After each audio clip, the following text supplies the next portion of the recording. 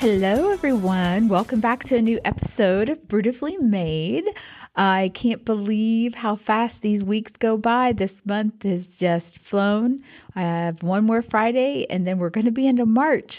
It is like spring around here. The weather is beautiful, and it's not going to last. We have a big snowstorm coming, and I wanted to share some kind of like lessons that I learned playing my newfound favorite thing, mahjong, with everyone before the snow came because I'm offering these cute little boards, these solo mahjong boards in my studio, and I got some tiles to go with them, and I thought, what would be more fun than to be able to play if you're snowed in this weekend?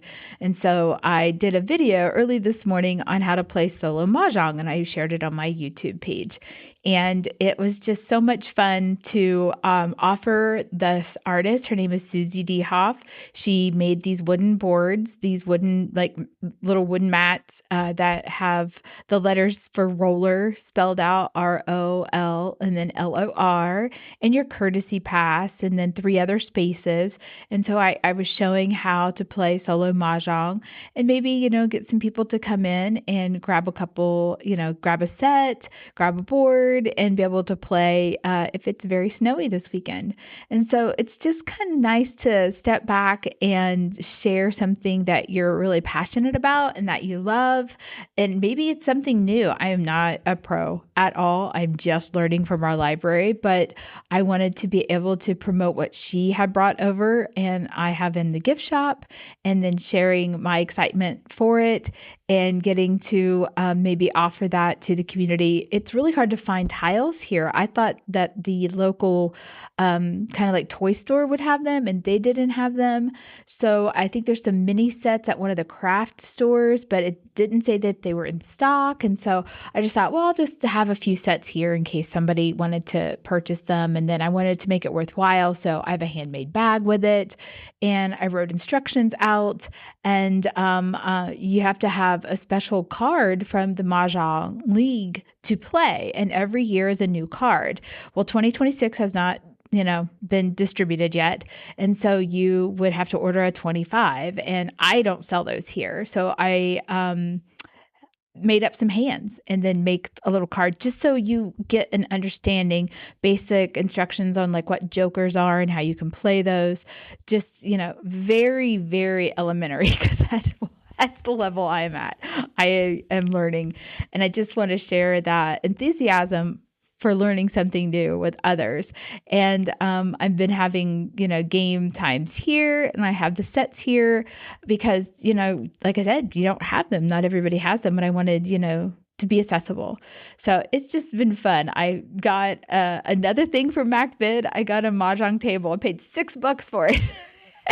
And so I set it up as a display. So I've got all of those things out there, and I have little bags and mahjong fun things, and just thought it would be really fun to offer something like that.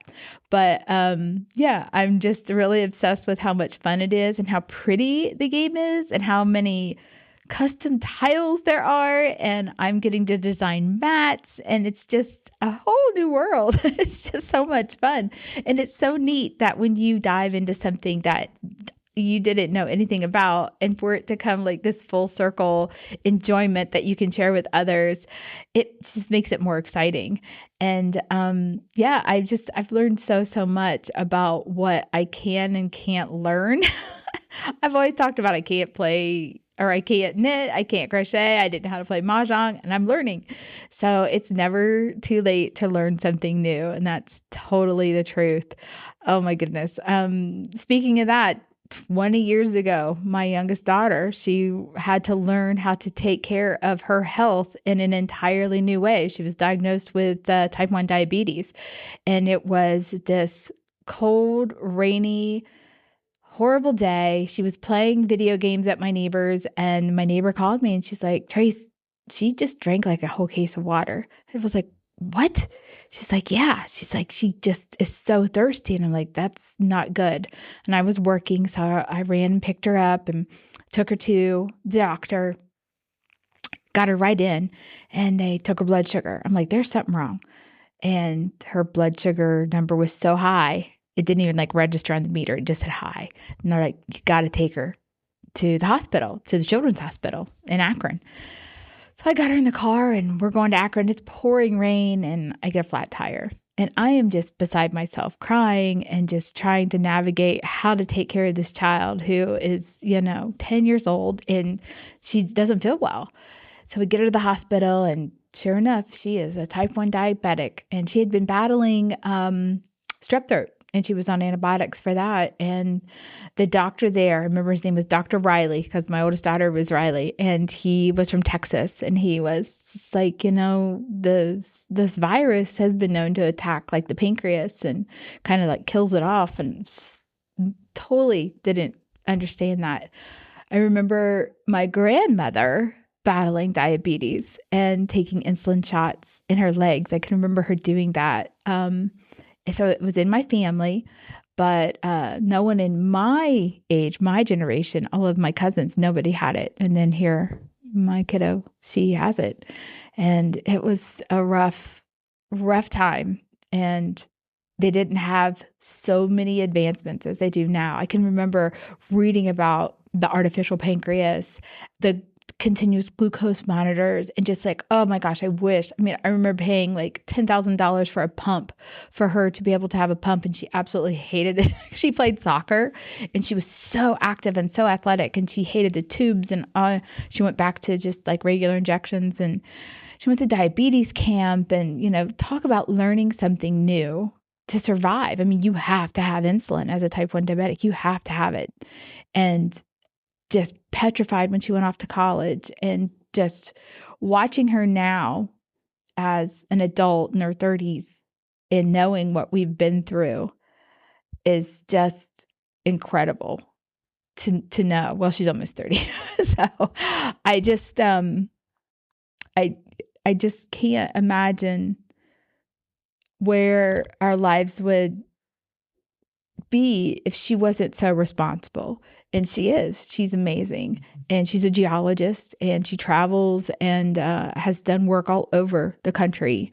And just, incredibly proud of how she grasped that new normal and what she does and how she manages it. And yeah. No, wait, is she 31? Oh my God. I can't believe it. Yeah, I think she is now. I swear. Or she will be this year. Oh my gosh, she is. I'm getting old. Menopause brain. Oh my gosh, I'm so sorry, honey. But yeah, she is. So it's incredible. Yeah, because that was 20 years ago, and she was 10. So she is 30. She'll be 31. I am not editing that out because that is how my brain works sometimes. I'm like losing track of my kiddos. But yeah. So you're never too old or too young to learn something that is important. So keep that in mind and make sure that you keep an open mind. And you could be that person for someone, that push, that encouragement that they need, that they don't have in somebody else, to want to do something new, and embrace that. And don't squelch your enthusiasm, and don't keep what you're doing to yourself, because it will encourage somebody else. And that's a strength, and embrace that. We need unique perspectives. Everybody can write, but no one's handwriting is the same. And think about those things. Everybody may have, somebody, there's brown eyes everywhere, but they're not all the same brown. They're not all the same shape. I mean, you know what I mean? It's just everybody has a unique bit that needs to share so that somebody else can relate to it and make them feel comfortable and that they're not alone. So just wanted to encourage you to share everything about you. And I can't wait to have more mahjong friends because it's a lot of fun. But yeah, go check that out if you want to learn how to play solo mahjong. You don't even have to have the board. I just have them here. I wanted to support another local maker, and they're darling. You can just write it out on a piece of paper. You do have to have tiles. You do have to have a card, but you can research and find those things locally. But try it out. So Thanks. Stay beautifully made. And I will talk to you next time. Take care. Bye.